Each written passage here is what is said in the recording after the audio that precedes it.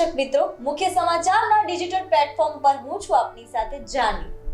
Cervical રસી વિશે તો આપણે બજેટમાં હાલ જાહેરાત જોઈ જ હશે કે નરેન્દ્ર મોદીએ 9 વર્ષથી લઈને 14 વર્ષની બાળકીઓને સર્વાઇકલ રસી આપવાની વાત કરી છે. તો આજે એ જ ટોપિકના એ જ મુદ્દા સાથે મારી સાથે છે ડોક્ટર ચાંદની. તો ચાલો આપણે જાણીએ કે આ સર્વાઇકલ રસી શું છે અને સર્વાઇકલ કેન્સરનું નિદાન શું છે અને તે અંગે જાગૃતિ લાવવા માટે શું પ્રયત્નો કરવા જોઈએ તે આપણે જાણીશું ડોક્ટર ચાંદની પાસેથી. ડોક્ટર ચાંદની, તમારું સ્વાગત છે. હાલ તમારો દર્શક મિત્રોને તમારો પરિચય જણાવી આપો. નમસ્તે, હું doctor Chandni Shah, Nathalal Parekh cancer hospital, Rajkot cancer સોસાયટીમાં રેડિયેશન ઓન્કોલોજીસ્ટ તરીકે ફરજ બજાવું છું.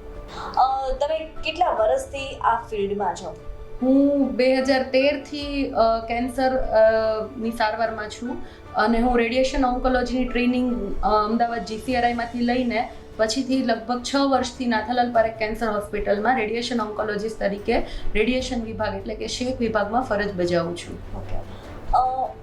ડૉક્ટર, મારો પ્રશ્ન તમને એ છે કે અત્યાર સુધી ઘણા બધા કેન્સર અલગ અલગ જાતના થતા હોય છે. એમનું અત્યારે તો ટેકનોલોજી એટલી ફાસ્ટ છે જેના કારણે એનું નિદાન પણ શક્ય બન્યું છે. અને ખાસ કરીને અત્યારે જે સર્વાઇકલ રસી જે મૂકવાની વાત કરી છે આપણા PMએ, તેને લઈને આ સર્વાઇકલ કેન્સર પહેલા તો શું છે એ જણાવો. સર્વાઇકલ કેન્સર એટલે કે ગર્ભાશયના મુખનું કેન્સર, ગર્ભાશયના મુખ પર થતી ગાંઠ છે જે સ્ત્રીઓમાં જોવા મળે છે. અને ખાસ કરીને એ રસી એટલા માટે આપણે જાહેરાત કરી છે કારણ કે સર્વાઇકલ કેન્સર એ એક જ એ પ્રકારનું કેન્સર છે કે અત્યાર સુધી શોધાયેલું કે જે રસીથી પ્રિવેન્ટેબલ એટલે કે અટકાવી શકાય છે જો ટાઈમસર રસી મુકાઈ જાય તો. સર્વાઇકલ કેન્સરના સિમ્પટમ્સ શું હોય છે? સર્વાઇકલ કેન્સર જો કોઈ દર્દીને હોય તો એમાં માસિકની જગ્યાએથી માસિક સિવાયના સમયમાં લોહીનું આવવું કે કોઈ પણ જાતની રસી કે ગંદા પ્રવાહીનું નીકળવું, વજન ખૂબ જ ઘટી જવું, પેશાબમાં બળતરા કે પેશાબમાં વારે વારે ઇન્ફેક્શન થવું, રસી થવી, પેશાબ અટકીને આવવો, ખૂબ જ થાક લાગવો, આ બધા સિમ્પટમ્સ જોવા મળે છે.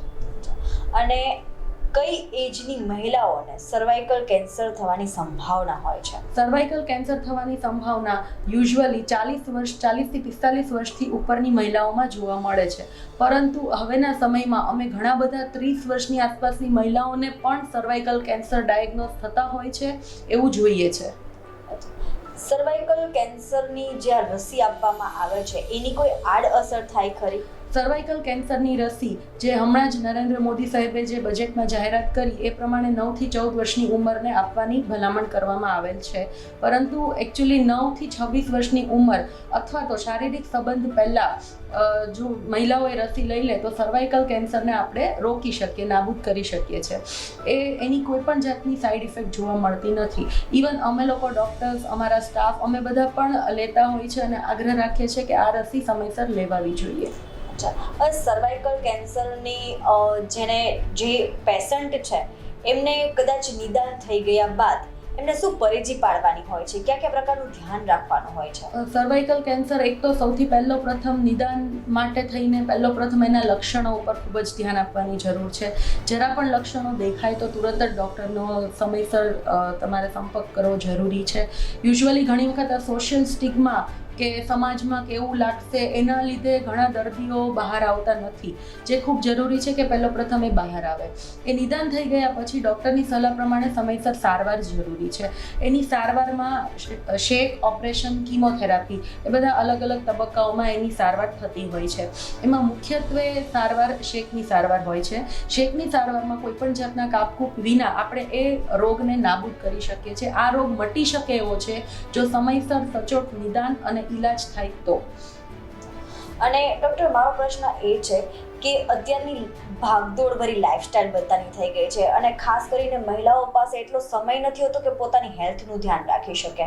તો આજે સર્વાઇકલ કેન્સરને લઈને મહિલાઓને શું જાગૃત થવાની જરૂર છે, શું ધ્યાન રાખવાની જરૂર છે?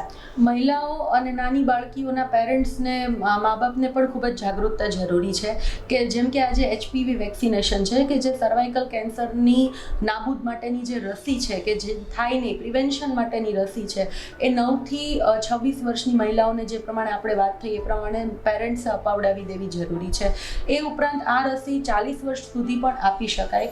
જે 9 થી 26 વર્ષ સુધીમાં એના 2 ડોઝીસ હોય છે, 40 વર્ષ સુધીમાં એના 3 ડોઝીસ આપવામાં આવે છે. એ સમયસર લેવા ખૂબ જરૂરી છે. ઉપરાંત મહિલાઓએ એના પ્રાઇવેટ પાર્ટ્સની પ્રોપર ચોખ્ખાઈ રાખવી, એને જે સેફ જે સુરક્ષિત શારીરિક સંબંધનું ધ્યાન રાખવું જરૂરી છે. આ ઉપરાંત જો લક્ષણો જણાય તો તુરંત ડૉક્ટરનો સંપર્ક કરવો જરૂરી છે. આ રીતના બધું ધ્યાન રાખે જો મહિલાઓ તો સારું પડે.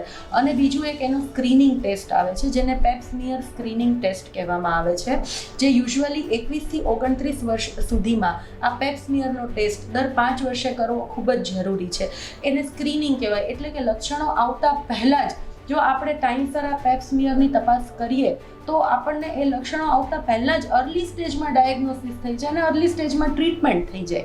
જે 21 થી 29 વર્ષની વચ્ચે દર 5 વર્ષે, 30 વર્ષ પછી દર 3 વર્ષે કરવું જરૂરી છે. અને એક બીજો એક HPV ટેસ્ટિંગ આવે છે, જે DNA ટેસ્ટિંગ છે. એ 30 વર્ષ પછી જો આપણે પેપ્સમિયરની જોડે જોડે એ પણ કરીએ તો દર 5 વર્ષે એ ટેસ્ટિંગ કરવું ખૂબ જ જરૂરી છે. અને સ્ક્રીનિંગ છે એ કોઈ પણ ગર્લ ને મહિલા બંને કરી શકે છે કે એવું નથી, મહિલાઓ માટે જ સ્ક્રીનિંગ હોય છે? એ મહિલાઓ 21 વર્ષથી મોટી મહિલાઓ જે મેરિડ મહિલાઓ માટે એ ખૂબ જરૂરી છે સ્ક્રીનિંગ કરાવવું. નાની છોકરીઓ માટે સ્ક્રીનિંગની કોઈ જરૂર નથી. અચ્છા. અને ખાસ કરીને જે સર્વાઇકલ કેન્સર જેમને હોય છે પેશન્ટને, એને શું ધ્યાન રાખવું જોઈએ? અને એમાં ડરવાની જરૂર છે કે ના? એ ડરવાની જરાય જરૂર નથી, પરંતુ જે સર્વાઇકલ કેન્સર ડાયગ્નોસ થઈ જાય એ પછી પેશન્ટે ધ્યાન રાખવામાં સમયસર સારવાર લેવી, જે પ્રમાણે એડવાઇસ કરેલી હોય એ પ્રમાણે પૌષ્ટિક આહાર ખાવો કે જેથી કરીને એ સારવારને સહન કરી શકે પ્રોપરલી. અને બાકી કોઈ પણ જાતના સમાજમાં જે કહેવાતી વાતો હોય કે આ સારવારથી આ થઈ ગયું, ઓલી સારવારથી આ થઈ ગયું, એ કંઈ સાંભળીને નેગેટિવિટી ક્રિએટ કરવાની જરૂર નથી. જે પ્રમાણે ડૉક્ટર કહે છે, જે કેન્સરના ડૉક્ટર છે, સારવાર કરનાર ડૉક્ટર છે, પ્રોપરલી જે પ્રમાણે કહે એ પ્રમાણે ફોલો કરે તો સર્વાઇકલ કેન્સરમાં લગભગ 80% જેવો ક્યોર રેટ આપણને મળી શકે છે. ઓકે. અને લાસ્ટ મારો ક્વેશ્ચન એ છે ડૉક્ટર આપને કે સર્વાઇકલ કેન્સરને લઈને મહિલાઓ માટે જે જાગૃતતા લાવવા માટે આપણો કોઈ નાનકડો સંદેશ? મહિલાઓને, ખાસ કરીને નાનકડી ઉંમરની મહિલાઓને સમયસર રસી લેવાનું, રસીની કોઈ આડઅસર નથી. જે HPV વેક્સિનેશન કે છે, જે આપણા બજેટમાં પણ નેશનલ લેવલે જેને અપ્રુવલ મળેલી છે, એ વેક્સિનની કોઈ પણ જાતની આડઅસર નથી. સમયસર વેક્સિન લઈ લો અને લક્ષણો ઉપર ખૂબ જ ધ્યાન આપો અને સમયસર સારવાર કરાવો તો આ કેન્સરને આપણે નાબૂદ કરી શકીએ એમ છે. જો બધા જ 100% વેક્સિનેશન કરશે તો ભવિષ્યમાં આ કેન્સર કદાચ નાબૂદ થઈ જશે અને બહુ જ આપણે પ્રગતિ કરી શકીએ કે આ બધું જે સ્ત્રીઓને ખૂબ હેરાનગતિ કરે છે એ પ્રકારની વસ્તુથી આપણે લડી શકીએ એમ છીએ. આભાર આપનો મેમ. તો આ હતા આપણી સાથે ડૉક્ટર ચાંદની, જેની સાથે આપણે વાત કરી સર્વાઇકલ કેન્સરને લઈને. તો તમે સાંભળ્યું કે ડરવાની જરાય જરૂર નથી. જો પ્રોપર સમયસર નિદાન થઈ જશે તો ચોક્કસલી આપણા કેન્સરને નાબૂદ કરી શકીશું. તો મહિલાઓ ડરવાની જરૂર નથી અને જાગૃત થવાની જરૂર છે. આવી જ અપડેટ માટે આપ બન્યા રહો અમારી સાથે મુખ્ય સમાચાર સાથે.